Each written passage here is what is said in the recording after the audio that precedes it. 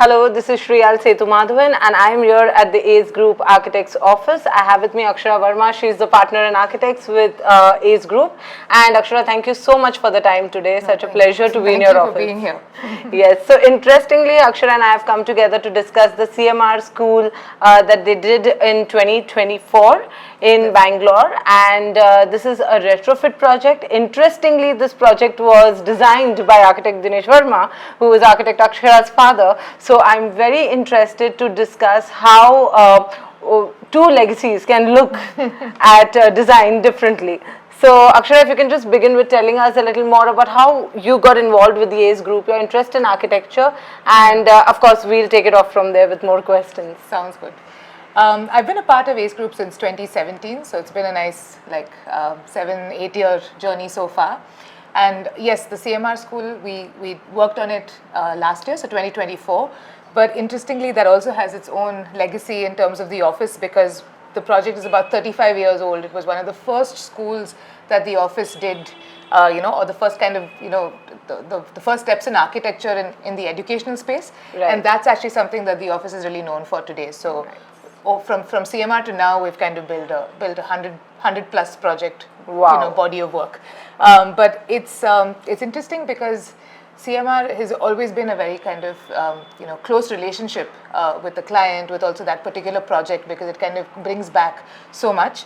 And the school also really kind of grew into a multi-storied building. The facade kind of grew along with it.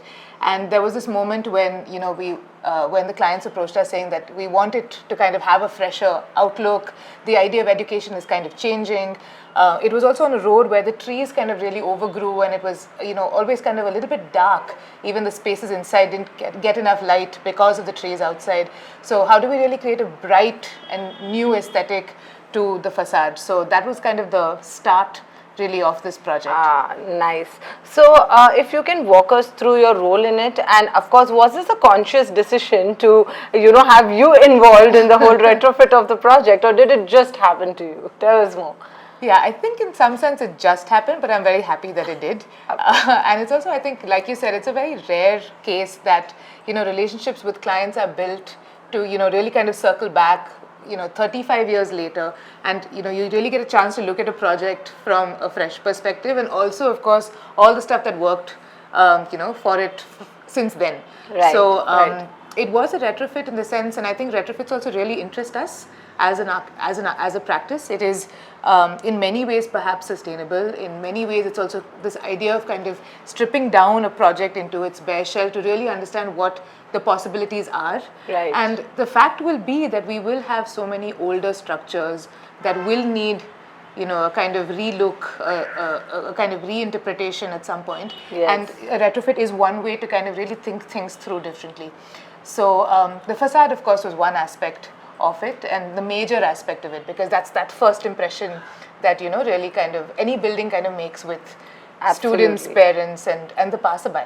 Yeah, right. But I would be very interested to come and discuss more about the facade. But before that, like you rightly mentioned, that retrofit could be the way forward, especially in the metros now, where you have so much of old construction that is still alive and living. Absolutely. But you needed to breathe from the outside as Absolutely. well. So what was the client's vision when they wanted this whole retrofitting done, and how did you translate that through your design? So if you can just give us an understanding of the shape of the structure, and then what was the requirement, and then how did you bring in the whole design process over there?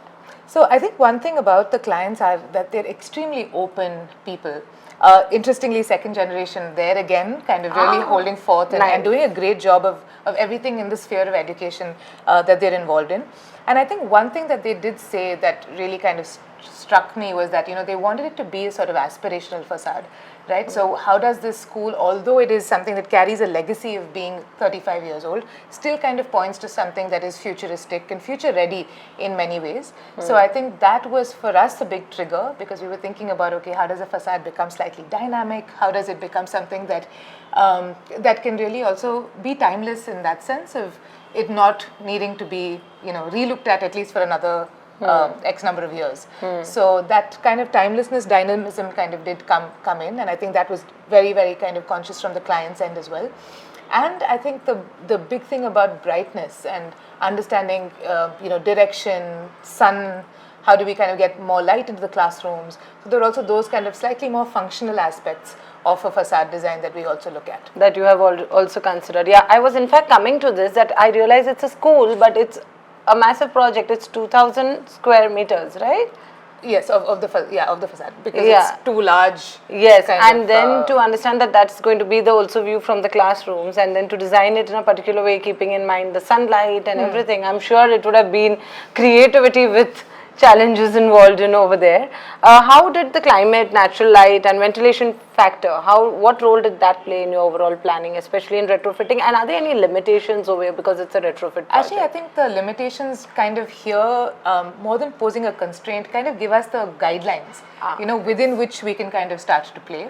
So of course there were certain existing windows that we tried to kind of open up as much as we could, and then there is the existing kind of structural grid beyond which you can't, there are X number of limitations in terms of, span, extensions, etc. that the building itself offers. And, within that, we try to kind of, play that proportion game as much as we could to still, get what we wanted out of the facade, yeah.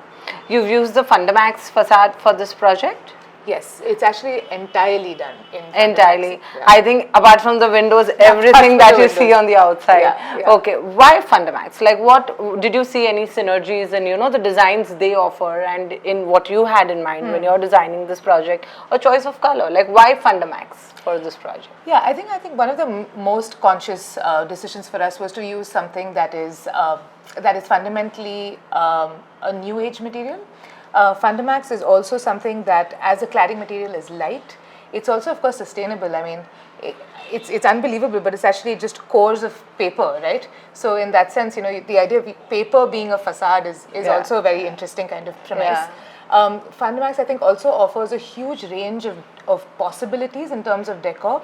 And even here, actually, we kind of flipped around. Although the form was the same, we did a lot of iterations to see what kind of combination might work best. And of course, then we settled in for something that was white for its kind of brightness, and then the wood, which kind of brings in that warmth and the kind of idea of nature almost, and then of course a little bit of grey. So that kind of was something that I think not too many other facade materials give you that kind of range and that kind of versatility in a larger scale. Right. Any particular reason when it comes to choice of colors? So when you're saying you've used multiple decors here, and I'm seeing every decor has its own color. You've spoken about wood, you've spoken about white and grey. Any particular reason to make this choice? And especially when it comes to a school project, I think we are very used to seeing, like, if it's a hospital, it has to be that light blue or a green. So since it's a school project, how did the choice of color come into play here? Yeah, I think the idea of what facades of schools are also seeing a very interesting evolution. So I think there is this idea of color, and then the kind of colors that, say, a brand associates with, and things like that kind of can come out also and express themselves in the architecture. But here I think the idea of being something that was contemporary kind of came through strongly, and that's also where the idea of wood, and a lighter wood than what you would typically see on residences and things like that. So how do we kind of make that choice of something that is speaking about it being new and fresh, was something that we said we can stir out of the ordinary and do something else. Right. Just for my information, how many times are schools done with this kind of facade materials used, and how many of them are just brick and mortar, so just to establish that this is a unique school project, if you see it from that point of view. Absolutely. Nice. Any challenges that you would have had in the retrofit? I also remember you telling me that every corner is not at a right angle in this project. So how did that Fundermax's offerings complement this kind of a design? I would really like to know more first about the design, and how did the Fundermax offering complement? I feel like that the fabricators must have really wanted to punch us through the roof sometimes. But none of the facade elements were actually kind of parallel to each other. Each face is actually slightly askew, and that for us was interesting to design, because we were talking about how do we make it dynamic, so that from no point when you see it, and you see it across you see it across the corner, so but from no point does it feel like a very static sort Right, of building. right. So for us, those little angles were really important because we felt it kind of, changes the shadows that you see when the light filters through the trees. It kind of changes your perception of the way that you look at the building as well. And I'm sure that was a challenge because, even in the skew, we wanted all the lines, like, the joints between the Fundermax to like kind of match Right, all the way. right. And I think that was probably challenging. At a site level, I remember what was also more challenging was definitely the fact that there was a little bit of the time being a restriction there because, of course, it was entirely built during the running of a fully functional school. So at that point, how do they really match, construction timelines, drilling noises, and the kids and their needs and and the kind of quietness that they would deserve to when they're in a class. Right. So I think that also perhaps stretched the timeline a little bit more than what we'd intentionally kind of planned beforehand, but happy with the result. Yeah, I was just going to say, I'm sure the final product says it all. So it was worth the wait also in that case. Yes. I think when it comes to educational projects or school projects, durability, safety are very important factors over here. So how does your choice of material get influenced when you know that these are your safety factors you need to consider? I think that's another big reason why we would pick a material like Fundermax because we're not just talking, we know that the product is certified. We know that the product has a certain kind of durability in terms of time, but also in terms of weathering, and there are certain kind of guarantees. There's also, of course, we're guaranteed that the way to fix the materials also comes from an absolutely proprietary point of view. We get a full set of drawings from Fundermax that we are able to kind of cross-verify, check. Small things, how does the water kind of, drain out to, what are the kind of joints and these are the, kind of conversations that we really enjoy with anyone who's kind of ultimately building, a space or a facade in this case for us. And with that, we're very assured that, what we do get at the end is something that, will stand the test of time and of course be 100% compliant in terms of safety and security, especially in educational projects. Right. Today we see the market is flooded with choices, and you would have a lot of facade companies offering you products. But what is that one USP that you attach to Fundermax that keeps them as your first choice of preference? And also, is this USP only about the product, or is it about the overall service that kind of supports the product when it comes to you? So, what is that one USP you would attach to Fundermax? So I think that the USP that I would definitely attach to it is experience and versatility, because I think they kind of come together to really give you options that you really can you've thought of something, but you can think beyond that. I think with a range like Fundermax's. Also, speaking of sustainability, you did touch upon that while we were speaking in the start. So today we see sustainability is like at the core of be it design, be it even a corporate planning something in there. We see ESG norms getting onto the next level now. So how do you see Fundermax and its offerings again, drawing synergies with the sustainability goals that designs and architectures have today?